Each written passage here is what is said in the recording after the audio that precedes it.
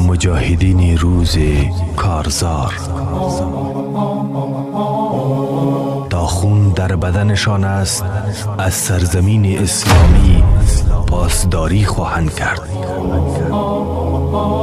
کسانی که برای حفاظت عقایدشان حاضرند جان بدهند،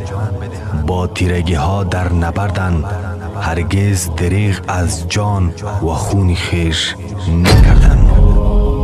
مجاهده د ازادۍ غرور کې د نعمت کفران در نه ونشي، همدا اوس خپل زړه ته متوجه سه، ټول مادي او دنیوي نیتونه له زړه څخه وباسه، خپل نیت او عزم دې تجدید کړه، په خپل قول فعل او هر عمل کې یوازې د الله تعالی رضا په نظر کې وساته، تر څو د دې عظیم عبادت له حلاوت او اخروي اجر مستفید شي. در این پیکار دشوار همرزم یاران و فدایانی اند که امروز زیر خاکند، مردان مسئول